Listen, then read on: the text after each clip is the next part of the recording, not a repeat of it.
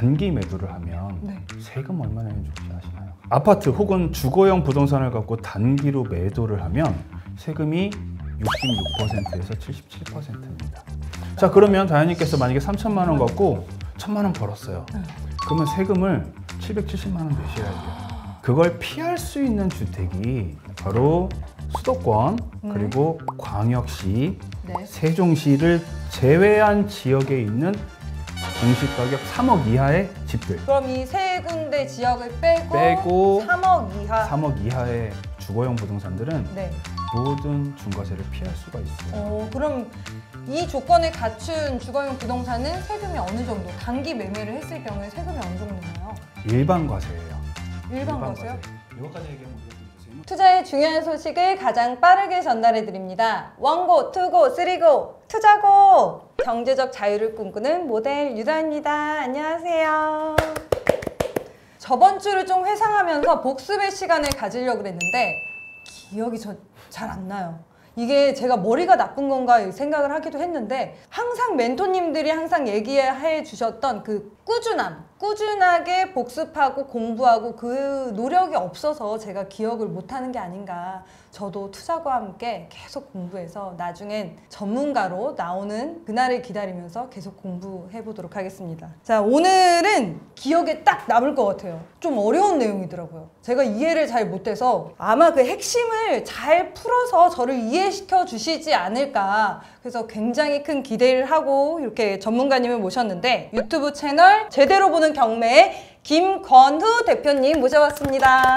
반갑습니다. 안녕하세요. 자기소개 반갑습니다. 한번 해주세요. 네, 유튜브에서 경매를 주제로 얘기하고 있는 제보경, 제대로 보는 경매 하고 있는 김권후입니다. 반갑습니다. 반갑습니다. 네. 이 채널도 하시고 그런 회사도 따로 운영하시는 거예요? 네. 지금 제가 하고 있는 건 경매 투자도 직접 투자를 하고 있고요. 네. 그리고 대부업도 하고 있어요. 대부업? 보통 대부업 하면 이렇게 반응이 이렇게 오더라고요. 사실 저는 약간 그런 대부업은 아니고요. 네, 저는 그래서 경매를 접한 것도 사실상 낙찰 때문에 경매를 시작하게 된 게 아니고요. 예, 부동산을 거래하는 그 담보 채권, 근저당이라고 하죠. 예, 그 근저당이라는 것들 때문에 경매를 시작한 케이스라서 그래서 일반적인 분들하고 경매를 보는 시야도 조금 다른 편입니다. 그러면 경매를 최근에 어떤 거 어떤 물건에 보통 하고 있다. 네. 뭐 상가나 오피스 내가 하고 있는 분야는 네. 뭐 보통 이런 분야다라고 얘기해 주실 게 있을까요? 솔직히 말씀드리자면 네. 돈 되는 건 다 하고 있어요. 돈 되는 건 다 해서 딱히 가리는 건 없습니다. 더군다나 그리고 저는 제가 강의를 하고 있는 목적도 저도 자본의 한계가 있기 때문에 예, 조금씩 십시일반 해가지고 같이 합시다 라는 거를 좀 모토로 삼고 있기 때문에 그냥 수익이 좀 되겠다 싶은 건 부동산의 종류를 가리지 않고 다 하는 편입니다. 이제 앞으로 경매 시장이 엄청 예후가 좋다고 말을 많이 하잖아요. 그 중에서 그래도 뭐 관심 있는 물건이 뭐 상가 쪽이어서 그거를 집중적으로 보고 있다. 네. 뭐 이렇게 보시는 건 없고 거의 다 두루두루 다 보시는 거죠? 네, 그렇긴 하지만 원래 사실은 제가 아파트는 별로 관심이 없었거든요. 아파트 경매가요 너무 쉬워요. 사실은 너무 쉽다 보니까 아무나 할 수 있고요. 접근하는 사람들이 많다. 네, 아무나 할 수 있다 보니까 아파트 경매 잘하는 방법은 제가 한 가지로 요약해 드릴 수 있어요. 어떤? 많이 쓰시면 돼요. 그럼 금액을 많이 쓰시면 돼요. 그러면 경매의 의미가 퇴색이 되는 거기 때문에 저는 원래 아파트 경매는 별로 좋아하진 않았는데 지금은 좀 달라요. 왜요? 지금은 사실 아파트 매수 심리가 많이 죽었잖아요. 그래서 지금은 아파트 많이 보고 있습니다. 원래는 그럼 아파트를 안 하시고? 전혀 관심 없었죠.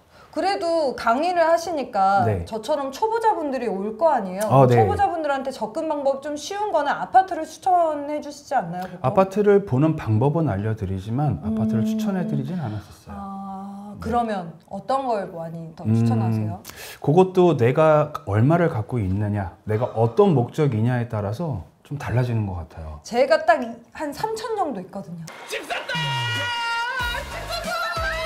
당신의 자산을 만나세요. 미스고. 저처럼 3천 정도만 가지고 있는 사람들은 네. 어떻게 아파트 말고 뭐 접근 방법이 있나요? 사실은 솔직히 말씀드리자면 할 수는 있어요. 할 수는 있는데 그 3천만 원 혹은 2천만 원 갖고 내가 뭘 할 거냐, 내가 목적이 뭐냐에 따라서 달라져요. 내가 3천만 원을 갖고 얼마를 벌 거다, 어디에다 뭘 할 거다라는 최소한의 목적은 있으셔야 돼요. 그것도 없으면 어떡해요? 그러면 안 해야 돼요. 안 해야 돼요. 이게 그러면 남 탓하기 딱 좋아요. 내가 저놈 얘기 듣고 이거 했는데 망했어.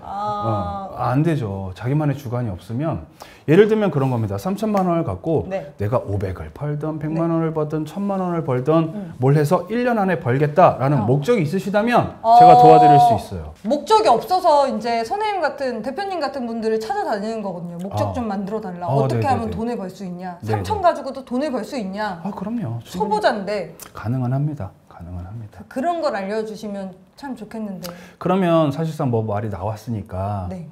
저희가 한번 찾아볼까요? 3천만 원 갖고 하실 수 사례가 있는 있나요? 사실 사례까지는 아니고요. 저는 직접 만약에 다현님께서 3천만 원 네. 갖고 지금 투자를 하신다면 네. 그거 갖고 지금 할 수 있는 사건이 뭐가 있는지 추천드리는 거는 네. 지금 계속 하고 싶은데 네. 목적도 없고 뭘 해야 될지 모르겠고 전 그냥 돈만 벌었으면 좋겠어요. 네, 그러면 3천이 4천만 돼도 좋아요. 3천 찾아보죠. 저는 제가 볼 땐 있을 것 같아요.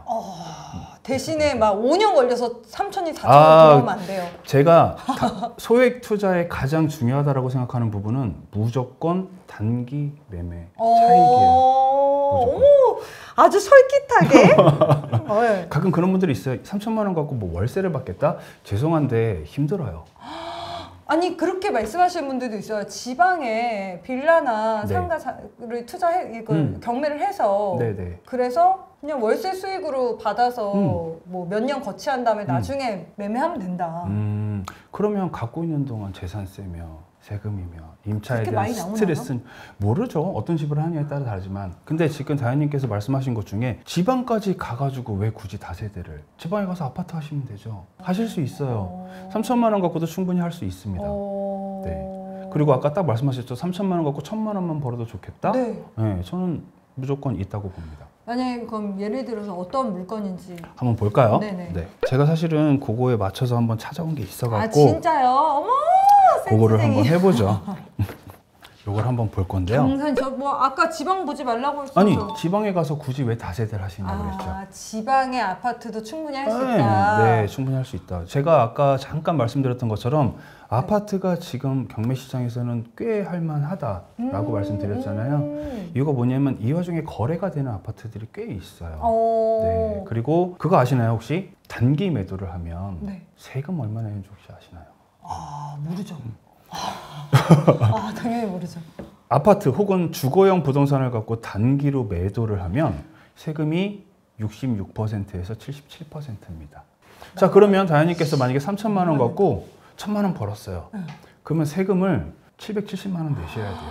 그걸 피할 수 있는 주택이 바로 수도권 그리고 광역시, 네. 세종시를 제외한 지역에 있는 공시가격 3억 이하의 집들. 수도권, 광역시, 광역시. 그리고 세종시. 그럼 이 세 군데 지역을 빼고 3억 이하. 3억 이하의 주거용 부동산들은 네.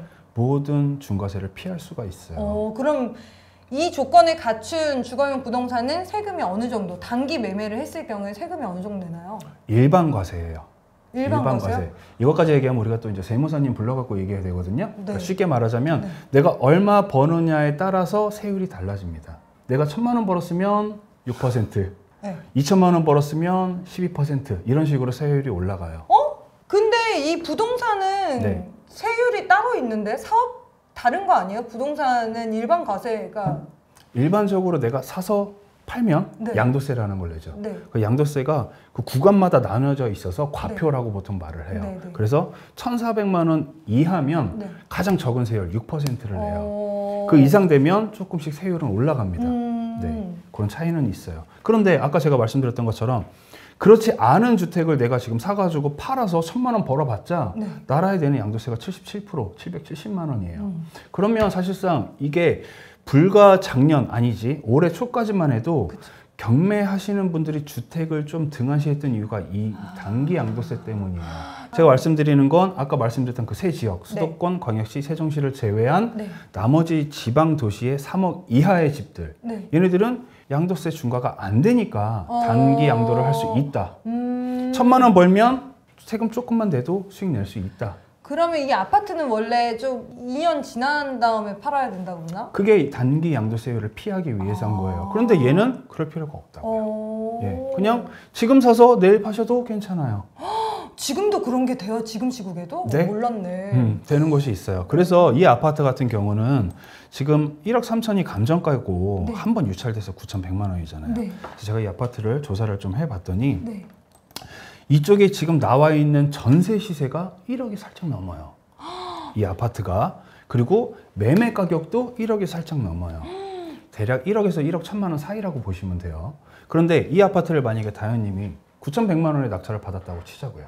9,100만 원의 낙찰을 받아서 그냥 낙찰을 받자마자 바로 팔자고 1억에.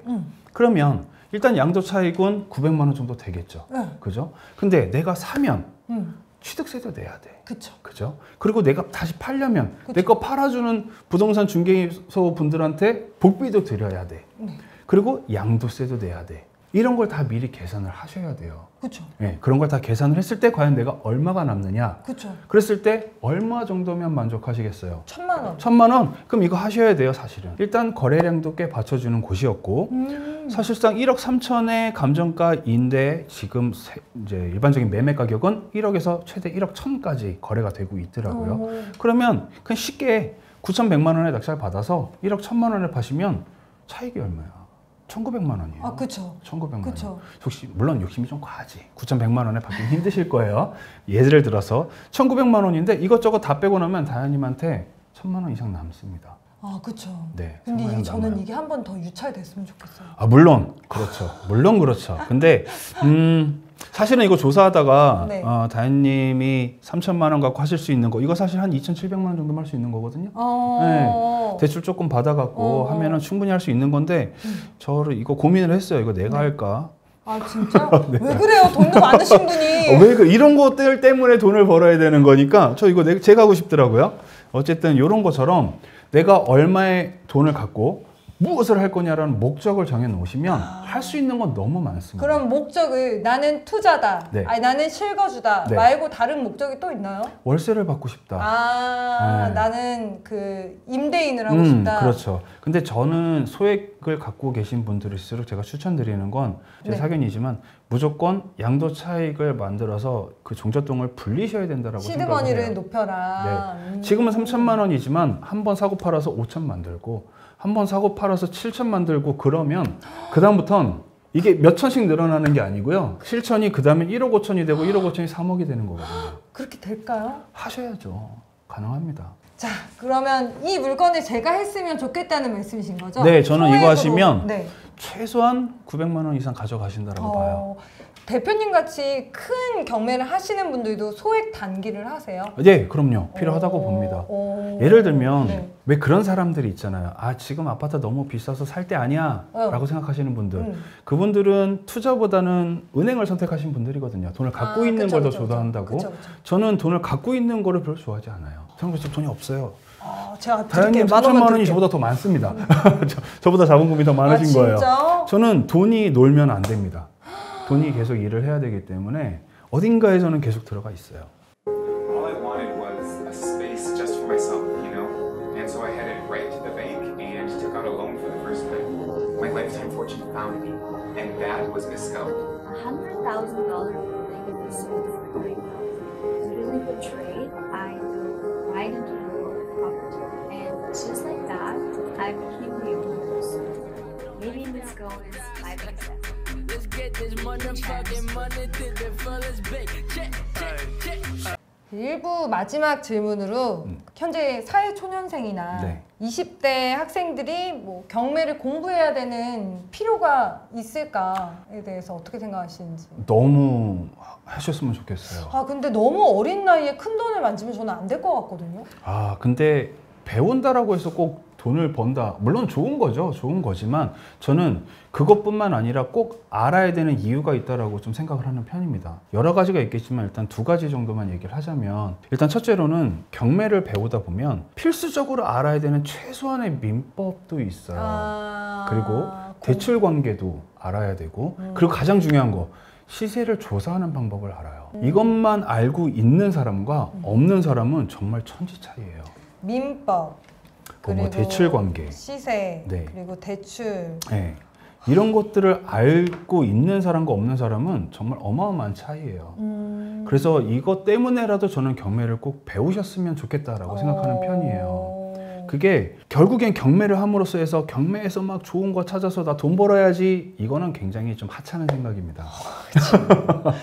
경매를 하다 보면 결국엔 매매 시장으로도 참여를 하게 돼요. 아, 그쵸. 네. 또 공매도 하게 되고 저처럼 나중에는 MPL이라는 이제 부실 채권을 다루는 것까지 가게 될 수 있는데 결국 시작은 다 경매예요. 경매. 그래서 이거는 저는 무조건 아셔야 된다라고 생각하는 편이고, 두 번째로는 이거 모르면 당하는 분들이 많이 계세요. 불과 작년부터 지금까지도 뜨거운 게 이제 빌라 사기 사건. 아, 그쵸. 그거에 대한 피해를 입으신 분들이 대부분 사회 초년생이라는 얘기가 많았고, 어쨌든 그런 것들이 알고 있으면 최소한 경매를 조금이라도 배웠으면 내가 최소한 등기부등본을 좀 볼 줄 아는 방법, 그리고 아까 앞서 말씀드렸던 시세를 조사할 수 있는 방법, 이 두 가지만 알아도 피해가 이렇게 크진 않았을 거예요. 아, 근데 그건 진짜 중요한 것 네, 같아요. 네, 네. 모르는 사람들이 훨씬 많고, 그럼요. 무서워서 접근도 못하는 사람들이 많거든요. 정말 그냥 많죠. 공인중개사만 믿고 네, 그냥 거래하시는 분들이 많은데, 맞아요. 조금 인터넷 몇 번만 뒤져보면 나올 수도 있는 부분인데 그렇죠. 조금 체크해보면 좋지 않을까. 네. 그럼 1부는 여기서 마무리 짓도록 하겠습니다. 네. 2부에서 대표님만의 꿀팁 더 알아보는 시간 갖도록 할게요. 안녕.